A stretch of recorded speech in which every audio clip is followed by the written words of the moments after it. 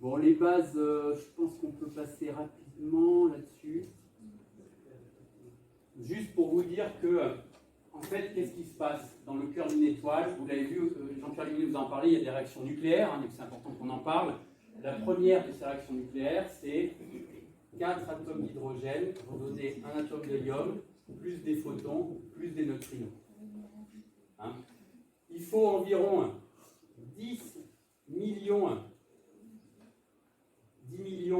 de degrés Kelvin pour initier cette réaction, mais qui génère énormément de photons, qui génère encore plus d'énergie. Chacun de ces photons, il est créé dans le cœur, il met environ 100 ans à sortir de l'étoile. C'est-à-dire qu'entre le cœur et la sortie de l'étoile, il y a des collisions dans tous les sens, à tel point qu'il faut 100 ans pour qu'un photon sorte de l'étoile et soit donc expulsé. Et c'est ça qui nous donne une certaine lumière. Bon, ben, ce phénomène-là, c'est typique de ce qu'on appelle, vous verrez ça plus tard dans vos études, on appelle ça la physique des corps noirs. C'est-à-dire, on a un spectre de rayonnement, c'est en gros un histogramme de la quantité d'énergie par longueur d'onde qui est émise par l'étoile. Et on a une magnifique courbe en cloche. Et plus la température de l'étoile est basse, plus la longueur d'onde est grande. Donc ça veut dire quoi? Ça veut dire que les étoiles qui sont en fait les plus énergétiques, les étoiles qui ont les plus grosses températures sont en fait les étoiles bleues.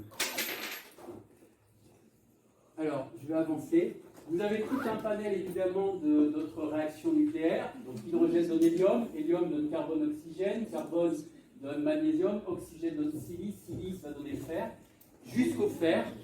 Et au niveau, lorsque le fer a été fabriqué, alors pour passer de l'hydrogène à l'hélium, il faut quelques centaines de millions d'années. Pour passer de la silice au fer, il faut moins de 1 seconde. C'est pour ça que qu'est-ce qui va se passer? Eh bien, il va se passer lorsque on en arrive à ces dernières couches de réaction nucléaire, eh bien, il y a un emballement. Et dans ce cas-là, mais ça n'arrive que pour les étoiles qui sont très massives, qui ont plus de 8 fois la masse du Soleil. Et donc cet emballement, il va être résumé. Je vais le résumer ici.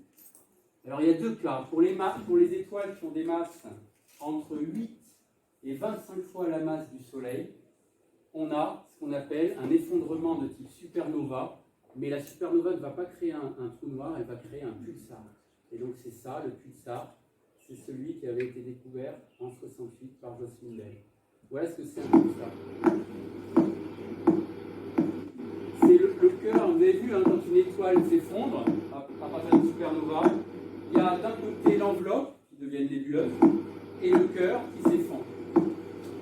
Lorsque l'étoile de départ fait entre 8 et 25 fois la masse du Soleil, eh bien ce cœur va s'effondrer jusqu'à faire quelque chose qui est tout petit, à peu près de la taille de la Réunion, un peu plus petit que la taille de la Réunion, mais plusieurs milliards de tonnes. Pour vous donner un exemple, si on prenait un morceau d'un petit bout de pulsar, qu'on le mettait dans une cuillère, on aurait à peu près 6 fois la masse de la tour Eiffel. Donc c'est la densité d'un pulsar. Et ce pulsar va récupérer le moment de rotation de l'étoile, et donc il va tourner, et ce mouvement de rotation associé à sa haute densité, associé à son champ magnétique également, crée un phénomène qui est un phénomène, un phare. En fait, ce qu'on observe, c'est un phare. Et ce phare, on l'observe 30 fois par seconde dans le cadre du pulsar de la nébuleuse du Crâne. C'est celui qu'on voyait tout à l'heure. Donc c'est ça que Jocelyn Bell a découvert en 67, qui a donné lieu à un prix Nobel qu'elle aurait dû avoir elle et que son maître de thèse a eu à sa place. C'est l'un des scandales de l'histoire des sciences. Et je vais terminer par vous montrer la simulation, on va terminer là-dessus. Maintenant, que font les étoiles qui font plus de 25 masses solaires? Ce petit point là-haut. Le Soleil par rapport à une Terre qui ferait cette taille-là. Alors ça, c'est une conférence de Christophe Galsar, qui est un spécialiste des trous noirs, justement. Donc, vous pourriez aller voir également, il a fait une conférence magnifique. Voilà typiquement la taille de la Terre et là la taille du Soleil. Vous comparez la Terre par rapport au Soleil. Ok? Terre, Soleil. Et maintenant, donc, le Soleil, on a vu, quand en fin de vie, il n'explosera pas sous forme d'une supernova, il sera une naine blanche. Donc le diamant. Par contre, imaginons une étoile beaucoup plus grosse et beaucoup plus massive que le Soleil. Par exemple, Rigel dans Orion, qu'on a vu tout à l'heure. Regardez Rigel, la taille de Rigel par rapport à la taille du Soleil. Vous allez voir, c'est un monstre.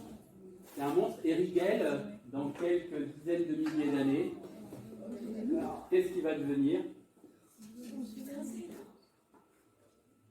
L'autre Rigel.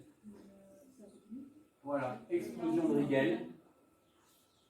D'abord onde de choc, et ensuite explosion des couches externes, création d'une nébuleuse. Et l'intérieur de Rigel en une fraction de seconde.